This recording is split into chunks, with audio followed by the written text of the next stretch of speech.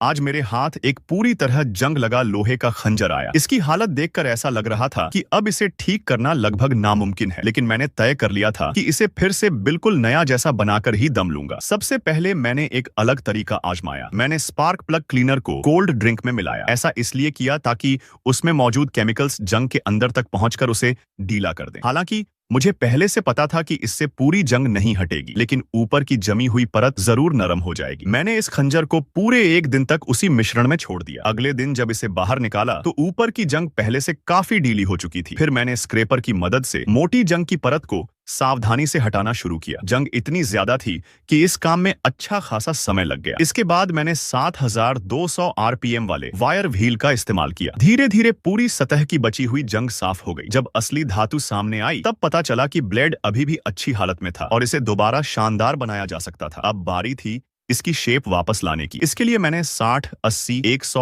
और 120 ग्रिड के flap disc का इस्तेमाल किया। पहले गहरी जंग और खराब हिस्सों को हटाया, फिर सतह को बराबर किया और आखिर में उसे इतना स्मूथ बनाया कि आगे की पॉलिशिंग आसान हो जाए। इसके बाद मैंने छोटे ग्राइंडिंग बिट की मदद से सभी छेदों और घुमावदार हिस्सों को भी अच्छी तरह साफ किया। अब सबसे जरूरी काम बचा था, ब्लेड की धार। धार बनाते समय मैंने जल्दबाजी नहीं की। सबसे पहले हाथ से फाइलिंग की ताकि हर स्ट्रोक पर मेरा पूरा कंट्रोल रहे। धीरे धीरे मैंने ब्लेड का सही एंगल और दोनों तरफ की बराबरी वापस बनाई। जब मुझे भरोसा हो गया कि धार बिल्कुल सही बन चुकी है, तब मैंने मशीन से उसकी फाइनल शार्पनिंग की। इसके बाद मैंने पूरी ब्लेड को अच्छी तरह पॉलिश किया। कुछ ही देर में उसकी चमक पूरी तरह बदल चुकी थी। अब यह पहले जैसी जंग लगी नहीं, बल्कि बिल्कुल नई दिखाई दे रही थी। अब मैंने हैंडल तैयार करना शुरू किया। इसके लिए मजबूत लकड़ी से 2 हैंडल स्केल बनाए। पहले उन्हें गोंद से चिपकाया, लेकिन सिर्फ गोंद पर भरोसा नहीं किया। मैंने 2 छेद करके लकड़ी के पिन लगाए ताकि हैंडल हमेशा के लिए मजबूती से अपनी जगह पर फिक्स हो जाए। हैंडल फिट होने के बाद मैंने उसे ग्राइंडिंग करके हाथ में आरामदायक पकड़ के अनुसार आकार दिया। फिर उस पर डार्क वुड स्टेन लगाया